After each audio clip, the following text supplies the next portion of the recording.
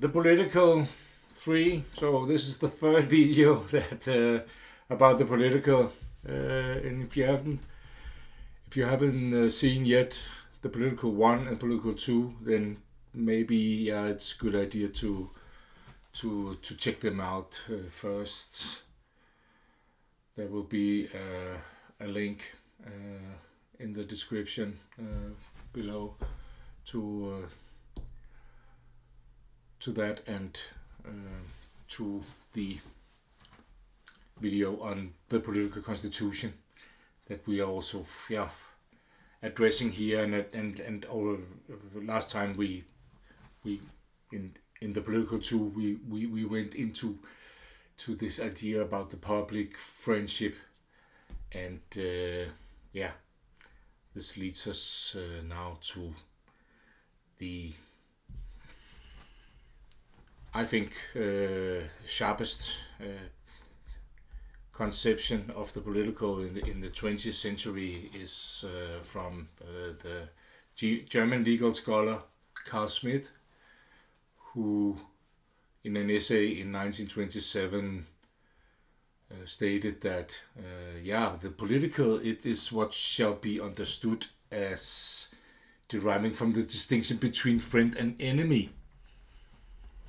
And in the following video, the political four, we shall come to a more modern version of this definition, or an actual definition of the concept of the political.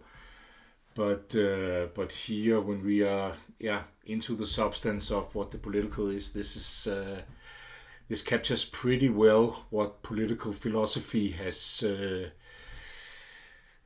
been working with for since the days of Plato and Aristotle, and this is something with the concept of the political. It's actually a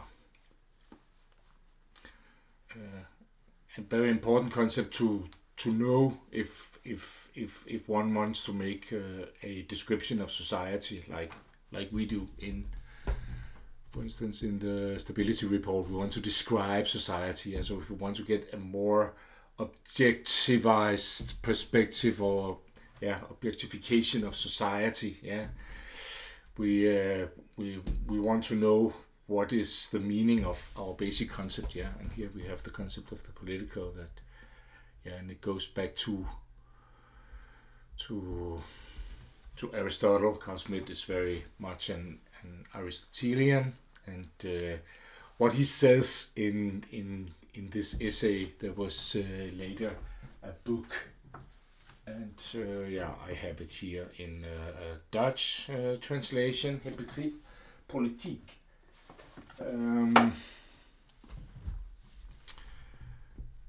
From 1932 was the first edition, and but in his essay, he already has this idea developed that the political is what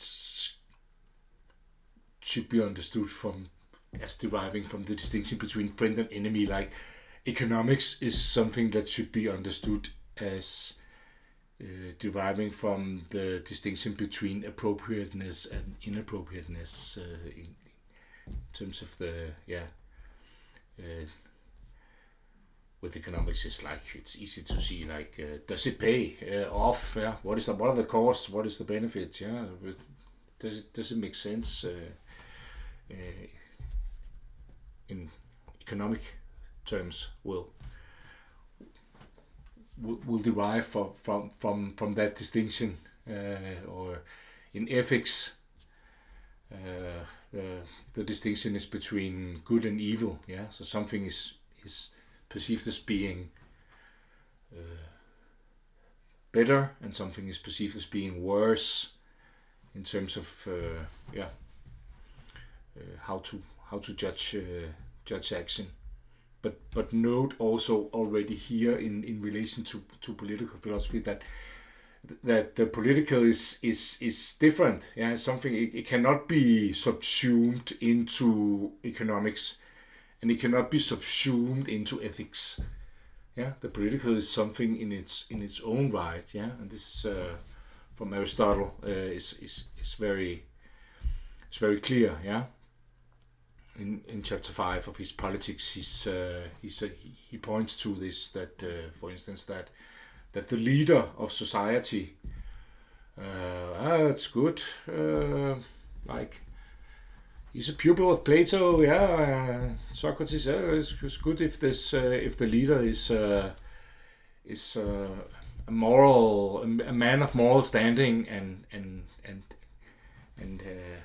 is to be valued as a good man in ethical terms. But when it comes to the political, sometimes it's beyond ethics, and then it's to prefer that the leader has the stomach for it. Yeah, so it's that because there's all of a sudden there is nowadays we often see these scenarios that in circulation, like if there's all of a sudden a virus at the airport, and then the prime minister has to say, okay, this is an emergency situation, we shut down the airport, and then all within the fence will die from the virus, but everybody outside will not die from the virus. How can you grasp that in ethical terms? It's a political decision, yeah, and it's also alludes to this what I talked about in the political too, with the appointment of the enemy. Yeah? This virus shall be annihilated, and it's at all costs, and therefore you cannot deal with that in terms of economics or ethics. It's political, yeah, and it's a specific realm, and its specificity very much derives from this, that it's often has a lot to do with ethics and economics, but at times it is beyond that. And when it comes to the survival of the state, for instance, the soldiers are not to be judged ethically from having shot at the enemy. You should always be careful with blurring this the distinction between the ethical and political too much. And this is also a demarcation that is the source of the essay. So Carl Schmitt is making a constitutional theory because he's living in the Weimar Republic, and the written constitution of the Weimar Republic, it has paragraph 48 to deal with the state of exception and state of emergencies, where in the beginning of the Weimar Republic there are a lot of separatist regions, and the German military is not very strong since it has just lost the First World War, and there are constant problems with keeping the realm together and under the Weimar Constitution, and it doesn't seem to be that the legal norm of the Weimar Constitution, the written constitution that we call the Weimar Constitution, is a piece of paper. It's an idealized juridified document that says that the political should ideally be like this, and we shall try to regulate it like that. But the political constitution of the Weimar Republic is falling apart, and Carl Schmitt wants to make a contribution to that by formulating a constitutional theory of how you could make a better written constitution for society that would better take into account the problems of the political and the political dynamics and there he comes up with an idea to what the Germans call a Rechtsstaat, a way for the state to be materialized, to honor the ideal of the rule of law. Yeah. And then he says to himself, okay, yeah, this is ready. Now we shall print this constitutional theory. And it's the first edition comes in 1928 of his constitutional theory. But the year before, he wants to remember, that the constitutional theory is a juridico-political theory that it can aid us in making the rule of law. But the political can never be annihilated. It is always, before we subject to any public friendship, there is always the political, and therefore, the whole act of constituting a public friendship is to say that potentially we are protected by this constitution. Yeah, that's the ideal. Yeah, so the written constitution says that this society we are, but the others, they are potentially enemy. Yeah, they are not. But we can be friends with all countries around ourselves. It didn't go so well for Germany in the years after the Weimar Republic, or before that. You may argue, but you can be have good terms and alliances and all sorts of things with your surround. But they are potentially the enemy, the others, and potentially you have also enemies from within. Yeah, the Weimar Republic, especially in the beginning, lots of different groups tried to take power in the different regions. Yeah, the most famous one is the putsch by the National Socialists in Bayern. Yeah, that ended up sending Adolf Hitler to prison, and he was later famous. But when the Weimar Republic broke down, but here we are actually in the years in between, before the crack of Wall Street and the dynamic that leads to what you could see in Babylon Berlin, this plutocratic situation that Germany falls into in the third season of Babylon Berlin. You can see this dynamic where even our main characters are coming on the edge of their morals and ethics because of the political dynamic that is unfolding there, and that's quite good for getting an intuition of what happens when the political form, when the state, in this case here, the state is a political form, that tries to govern by legalism. So it has legality as a central part of its existence. The state is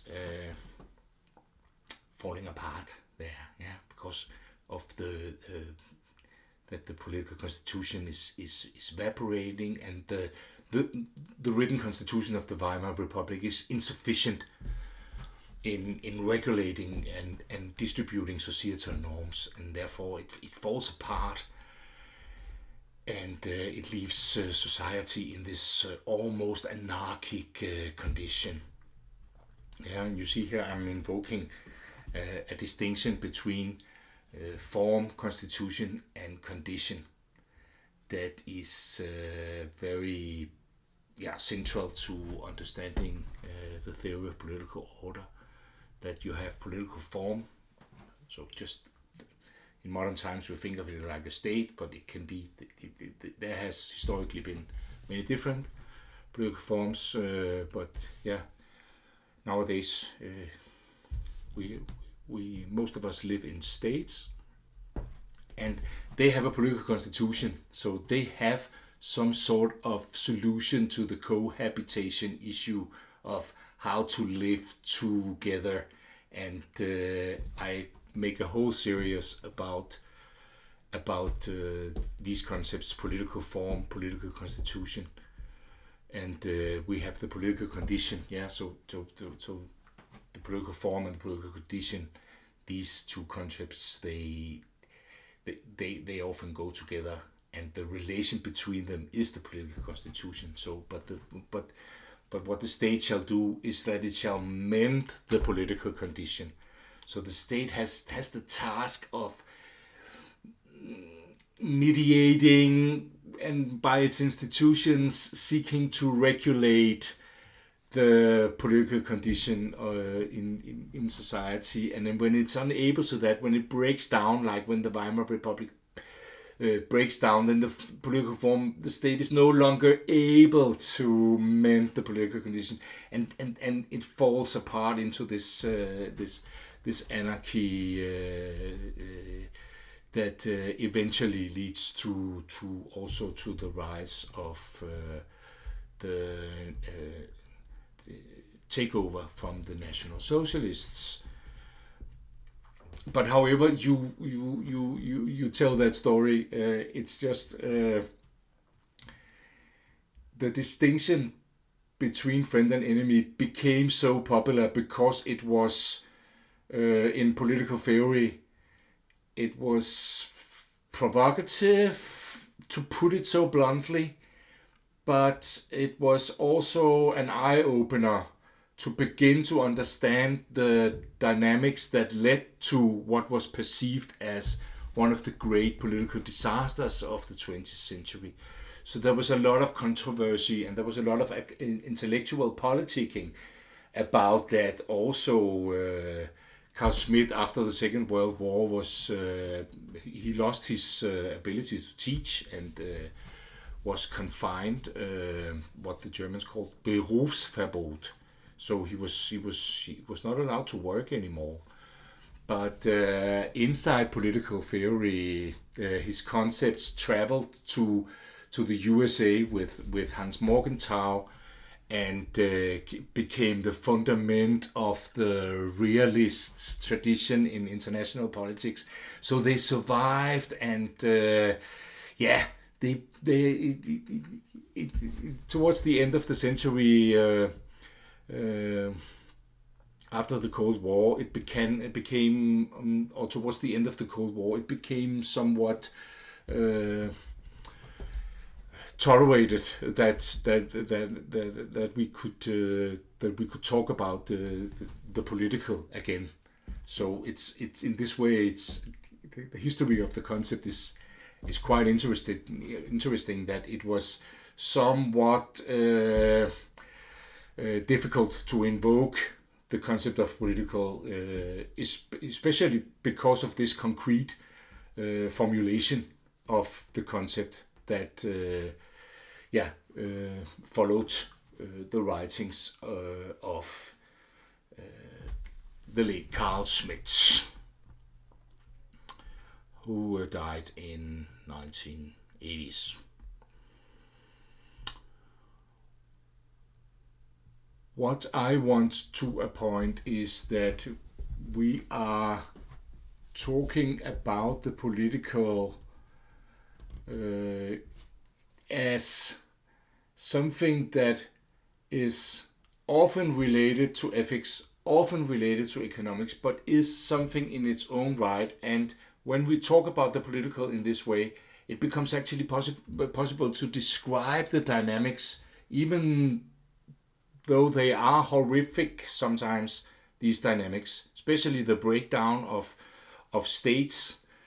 In my lifetime, we had the implosion of Rwanda, in the beginning of the 1990s that led to a very dire anarchic political condition when there was all of a sudden no political form and some tensions in society that was released there, causing several 100,000 dead people a week for more than a month. So it was quite violent, and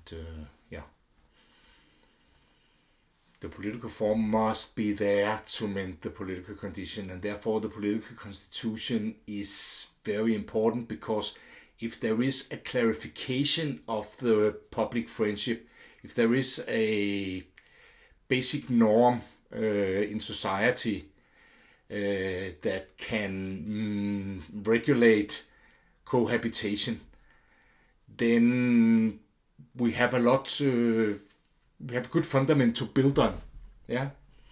But if that basic dynamic comes into play, then we can get into this what we call intrastate conflict, or sometimes we call civil war. Yeah, when the political constitution evaporates and there is no possibility to make a political form work, to build institutions of the state, to get the police back in effect, because the forces of the political condition runs wild when there is no fundament, when there is no political constitution. So this is when we talk about the political, I must iterate. It is about the fundament of society and about the survival of society. And when things become political, it becomes like, then we are talking about enforcing the foundation of society, or maybe attacking the foundation of society, and we are talking about the survival of society, and the perception of a threat can make anything political. So any group could fall into the category of the enemy. The public enemy can become, all of a sudden it can be these people who are the I don't want to give an example, because I don't need to, because we know all of a sudden some people, the communists, or I did it anyway, but some can be understood as the subversive, and therefore we shall react, and we are then on the edge of the constitution, and therefore juridical, ethical, other considerations don't really no longer apply or match the problem one-on-one. So there it becomes political, and therefore Carl Schmitt says that we shall remember with the political that this is what has to do with the annihilation of the enemy. So it's the preclusion of the potential enemy, but if the enemy rises, and for instance we are in a state of war or in a state of civil war, then it's no longer a matter of ethics, then it becomes political.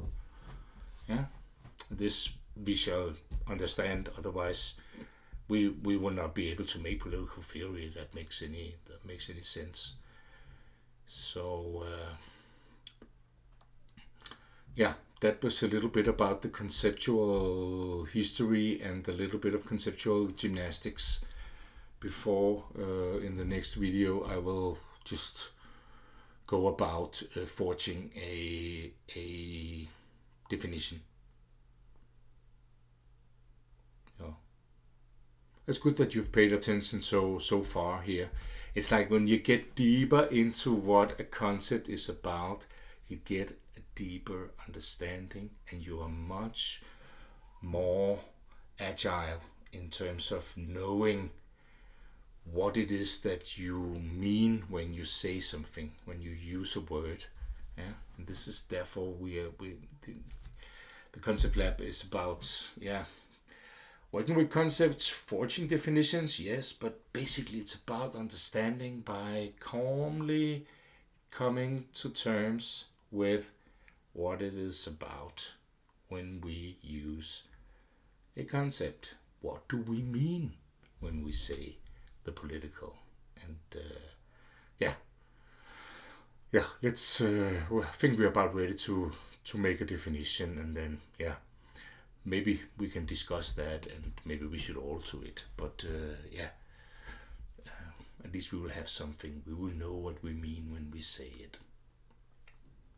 Right. Hope you found it interesting so far, and next video is the political 4 definition.